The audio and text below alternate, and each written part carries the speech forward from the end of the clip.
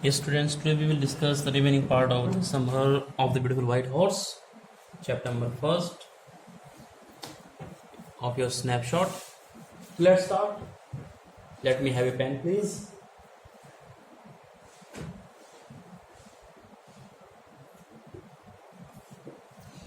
Yesterday we studied the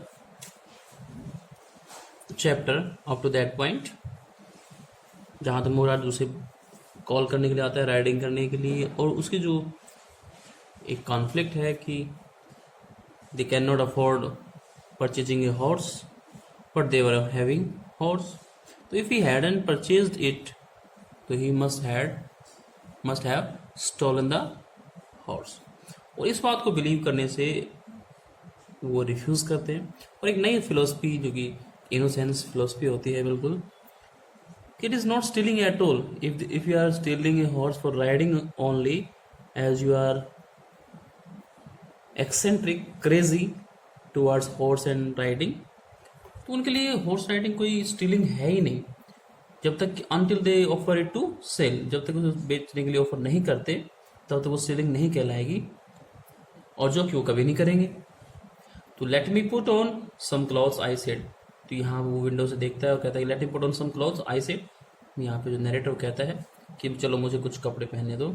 all right he said but hurry. और Mourad ने कहा ठीक है कोई बात नहीं, बट मेक इट फास्ट, जल्दी कीजिए. आए यानी कि जो एरम है, जो नरेटर है इस चैप्टर का, जंप इनटू माय क्लॉथ. कहता है I jump into my cloth. So कपड़ों में जंप कर जाता है. He put on clothes quickly, जल्दी से उन्हें कपड़े पहने. I jump down to the yard from the window and leap up on to the horse behind my cousin Mourad. फटाफट वो कपड़े पुट ऑन करके जंप करता है यार्ड में, आंगन में कूदता है विंडो से ही. वो फटाफट वो लीप करके घोड़े के बैक पे बैठ जाता है, जस्ट बिहाइंड माई कजन मुराद. जो मुराद है उसके बिल्कुल पीछे हो जाकर के बैठ जाता है. This year we lived at the edge of town. और इस समय वो लोग एज ऑफ टाउन, एक टाउन की एज पर रह रहे थे.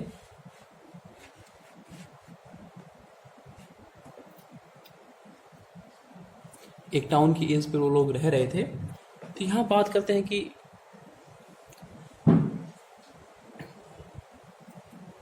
जो उनका रेजिडेंट है वो फिक्स नहीं है. इसका मतलब जहाँ भी वो खेती करते वहीं वो लोग रिजाइड करते होंगे. On walnut Avenue. तो उनका जो एड्रेस है, जो रहने की जगह है, वो वॉलनट एवेन्यू है.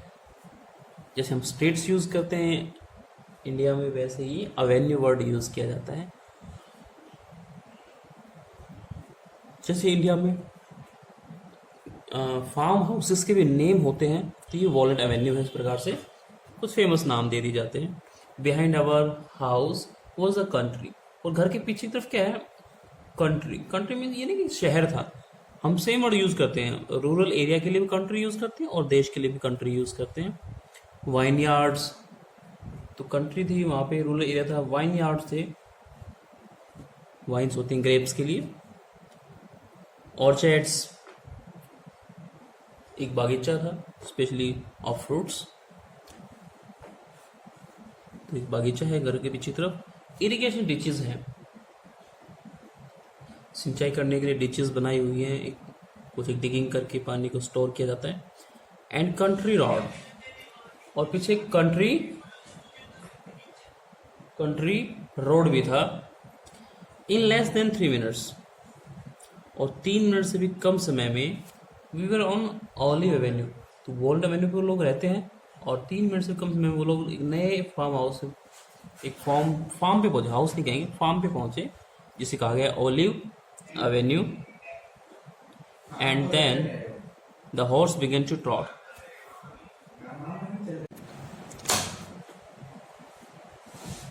तो कुछ ही समय में, 3 मिनट से भी कम समय में, वो दूसरे एवेन्यू यानी ऑलिव एवेन्यू तक पहुंच गया घोड़ा.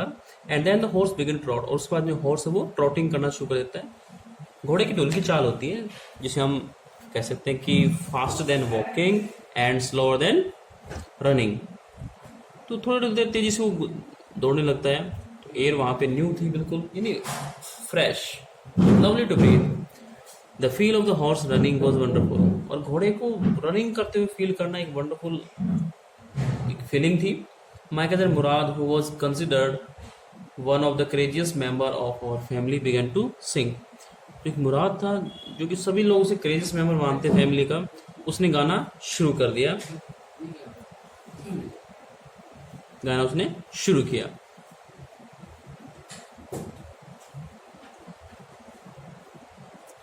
आई mean he began to write, मेरा मतलब कि वो चिल्लाना शुरू कर देता है।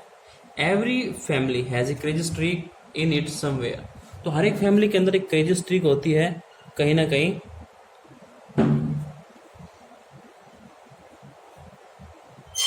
समवेयर, तो क्रेजी स्ट्रीक होती है, एक सनक होती है, किसी न किसी चीज पे वो सनकी होते हैं। And my cousin Mourad was consider the natural descendant of the crazy streak in our tribe.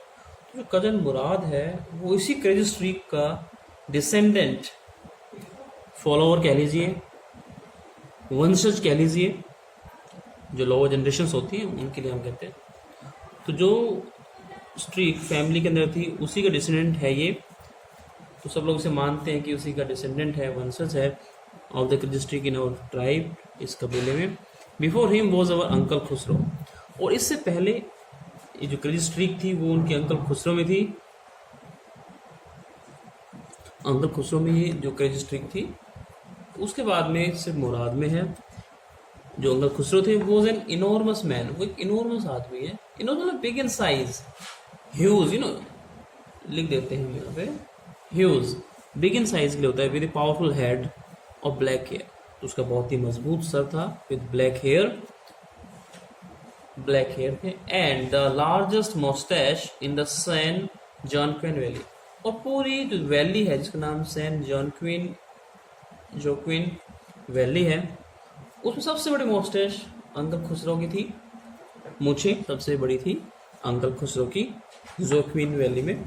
A man so furious in temper, और ये व्यक्ति अपने टेम्पर में इतना फ्यूरियस था, इतना एंग्री नेचर्ड है, गुस्सेल है कह सकते हैं आप लोग इसे।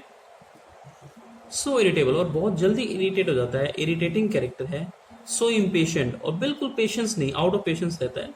That is stop anyone from talking by roaring, और ये किसी को भी बातचीत करते हुए रोक सकता था बाय रोयरिंग, चिल्ला करके, ग्राउलिंग साउंड करके, जोर से गुर्राता है, दहाड़ता है, और वो सामने वाले जो भी बात कर रहे हैं वो भी स्टॉप कर देते हैं। और इसका एक अपना पेट वर्ड है, पेट डायलॉग है, कहता है it's no harm, pay no attention to it. It's no harm, आप इस डायलॉग को याद रख सकते हैं, क्वेश्चन में रिपीट करने में स्कोरिंग लगा रहेगा। It's no harm, pay no attention to it.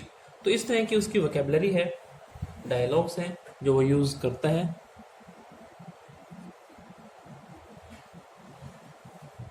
जी आगे देखिए, दिस वॉज ऑल, बस इतना ही। No matter what anybody happen to be talking about. Uncle Khosrove को कुछ फर्क नहीं पड़ता कि कोई व्यक्ति क्या बातचीत कर रहा है। What anybody happen to be talking about, कि किस टॉपिक पे किस तरह की कोई बातचीत कर रहा है, बस वो रोयरिंग करता है और उन्हें चुप कर देता है।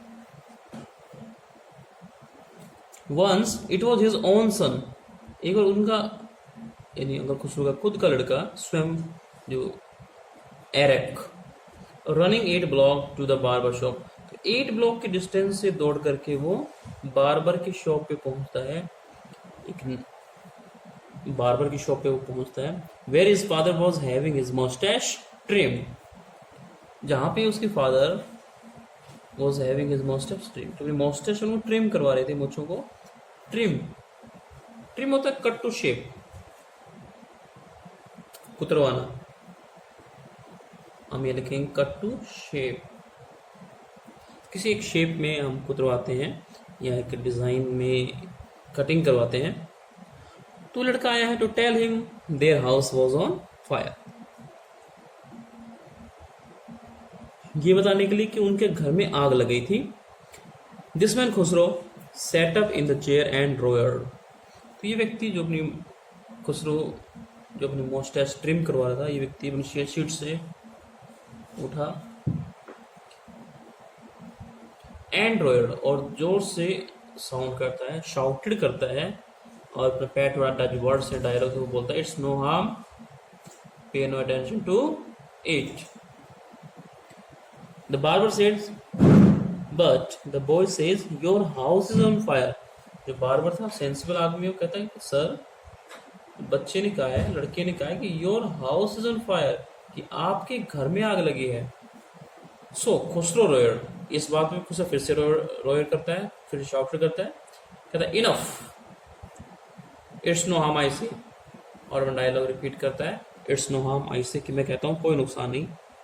तो इस तरह का वो क्रेजी स्ट्रीक रखने वाला व्यक्ति था। उसी तरह की क्रेजी स्ट्रीक मुराद में भी है। माई cousin Mourad was considered the natural descendant of this man. जो मुराद है वो इसी मैन का, इसी खुसरो का नेचुरल डिसेंडेंट है। एक्सेंट्रिसिटी की हम बात करें, या बीइंग विम्सिकल होने की, सनकी होने की बात करें, तो इसी तरह की सनक इस मुराद में भी है। आल्दो मुराद्स फादर वॉज जोरैब, हालांकि मुराद के जो फादर हैं वो जोरब है उनका नाम। Who was practical and nothing else, जो कि एक प्रैक्टिकल आदमी है, एक प्रोफेशनल आदमी है, एंड नथिंग एल्स, इससे ज़्यादा वो कुछ नहीं सोचते, कुछ नहीं करते। That's how it was in our tribe, कि बस इसी तरह से हमारी ट्राइब है, माई ट्राइब इसी तरह की है।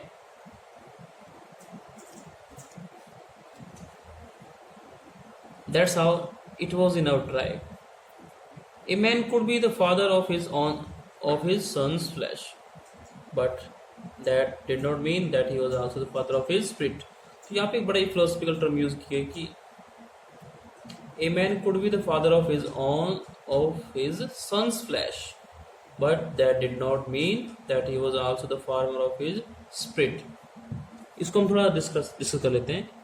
मीनिंग ये है कि बायोलॉजिकल रिजेम्बलेंस की बात कर लें, शारीरिक बनावट की बात कर सकते हैं, फेशियल रिजेम्बलेंस की बात आप कर सकते हो कि चेहरा मिलता है, हाइट मिलती है, कद काठी जो बिल्ट है वो मिल सकती है। लेकिन इसका मतलब ये नहीं कि जो स्पिरिट यानी कि जो फीलिंग है एक व्यक्ति की, वो भी अपने फादर से मैच करे। Father could be an innocent one while the son may be a hypocrite one. तो ऐसा हो सकता है कि दोनों की आदतें अलग हो सकती हैं, इसमें हम कुछ नहीं कर सकते। It is totally environmental. तो जो इनहेरिटेड है उसमें समानता हो सकती है, लेकिन जो गेन्ड है, जो ह्यूमन बीइंग अपने एफर्ट से सीखता है, अच्छा है बुरा, उसमें हम लोग कुछ नहीं कर सकते। तो स्पिरिट का भी फादर, स्पिरिट में भी फादर हो, एक्शन में भी फादर की तरह ही बिहेव करे, ये जरूरी नहीं है। The distribution of the various kind of spirit of our tribe had been from the beginning capricious and vagrant. तो जो डिस्ट्रीब्यूशन है, विभिन्न प्रकार की जो स्पिरिट्स हैं ट्राइब के अंदर, वो शुरू से ही, बिगिनिंग से कैसी है, कैप्रिसस और vagrant.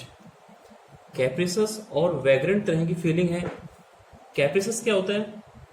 It's a kind of whimsical, कि लोग कैसे हैं, whimsical हैं, सनकी हैं।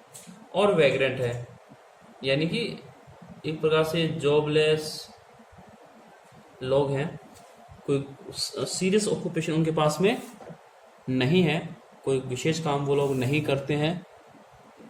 तो इस तरह की ऑनेस्ट हैं, ट्रस्ट है उनकी हॉलमार्क, लेकिन जब काम नहीं करते, प्रोफेशनल नहीं है वो लोग, जॉब नहीं करते हैं, और whimsical सनकी हैं वो अलग से। तो we rode and my cousin Mourad sang, तो हम लोग ride rode second form use किए, हमने राइडिंग की बड़ी की। और जो कजन मुराद था वो सेंग करता है, गाना गाया। For all anybody knew we were still in the old country. For all anybody, सब जानते थे कि we were still in the old country, हम अभी भी ओल्ड कंट्री, जो रूरल साइड है, जो देहात है, वहीं पर हम लोग राइडिंग कर रहे थे। वेयर एटलीस्ट अकॉर्डिंग टू, तो जहाँ तक सम ऑफ आवर नेबर्स की बात थी, कुछ एक जो नेबर्स थे हमारे, शायद वो इस बात को जानते थे कि हम अभी भी अपनी ओल्ड कंट्री में ही हैं। वी बिलोंग, और जिस ट्राइब से हम लोग बिलोंग करते थे, संबंधित थे, वो सब लोग हमें जानते थे। We let the horse run as long as it felt like running. तो हमने घोड़े को रन करने दिया, दौड़ने दिया, as long as it felt like running, जितनी देर घोड़े का फील हुआ, मन किया लाइक रनिंग।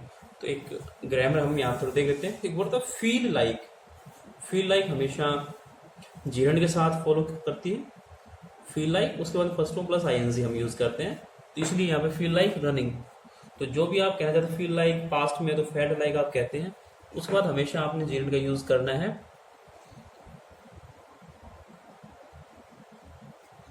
जीरंड का यूज आप करेंगे फील लाइक के साथ में। जो रनिंग है यहाँ पे अगर कोई बताना पड़े तो जीरंड होता है। तो जब तक घोड़े का दौड़ने का मन किया, उन्होंने घोड़े को दौड़ने दिया।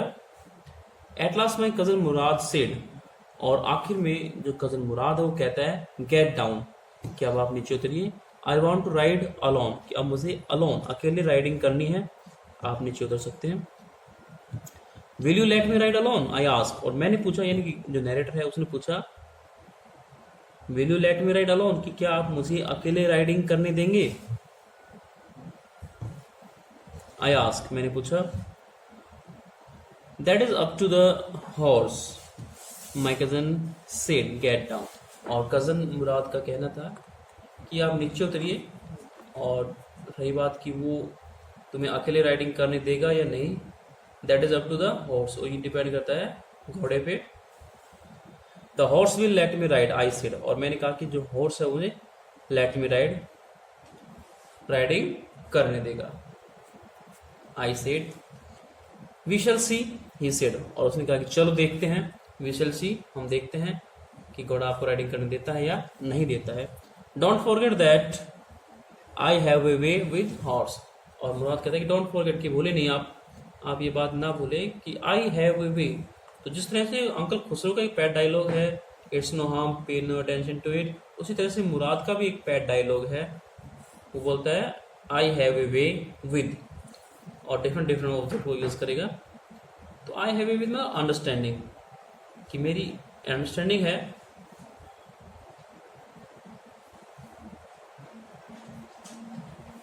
तो अंडरस्टैंडिंग के वर्ड्स के लिए, एक समझ के लिए, कि जो घोड़े हैं वो मुझे समझते हैं, और आई अंडरस्टैंड देम, तो एक वे है, एक अंडरस्टैंडिंग है मेरे उनके साथ में।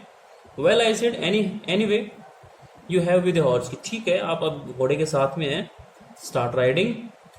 आई हैव आल्सो, और मैं भी हूँ, मुझे भी घोड़े के साथ में अलोन राइडिंग करने को मिलेगी। For the sake of your safety, और जहाँ तक बात है for the sake of your safety, he said let us hope so, कि चलो आप अलोन राइडिंग करें कोई बात नहीं है, लेकिन आप अपनी सेफ्टी के बारे में जरूर सोचें, अपनी सुरक्षा के बारे में जरूर सोचें। He said get down all right, कि अब आप नीचे उतरिए। I said but remember you have got to let me try to ride alone, कि याद रखिए, नरेटर ने मुराद से कहा कि रिमेंबर, याद रखना, you have got to let me try, कि आपको मुझे ट्राई करने देना है, वो टू राइड अलोन, अकेले राइडिंग करने के लिए। I got down and my cousin Mourad kicked his heels into the horse, तो वो जो एरम था वो गॉट डाउन, नीचे उतर गया घोड़े से, और जो कजन मुराद था वो किक करता है his heels into the horse, वो हॉर्स को अपनी हिल्स से, अपनी एडियो से किक करता है, ताकि वो इंस्ट्रक्ट कर सके उसे दौड़ना है। एंड शाउटेड, और चिल्लाता है, Vazire run, this may be the name given by that particular boy to the horse, तो ये नाम उसने दिया। नॉर्मली हम प्यार से किसी को कुछ भी नाम दे देते हैं, तो उसने उसको वजीर कहा है, और वजीर रन, दौड़िए। The horse stood on its hind legs, जो हॉर्स है वो अपनी हाइंड लेग्स पे खड़ा हो जाता है, जो बैक लेग्स होती है उन्हें हम हाइंड लेग्स कहते हैं, तो अपनी हाइंड लेग्स पे खड़ा है, as you can see in the picture, कि जो घोड़ा है वो अपनी पिछली टांगों पे खड़ा हो गया। एंड स्नॉटेड, और स्नॉट करता है, टुक ए लॉन्ग ब्रीथ, लंबी सांस लेता है, हिन हिनाता है। And burst into A free of speed, और उसके बाद में ब्रस्ट, अचानक एक्सप्लोड हो, जैसे कुछ एक्सप्लोड होती है, फट जाती है, उसी प्लस फ्री ऑफ स्पीड, एक ग्रेट स्पीड को वो पकड़ लेता है, बहुत तेज स्पीड से वो दौड़ने लग जाता है। And that was the loveliest thing.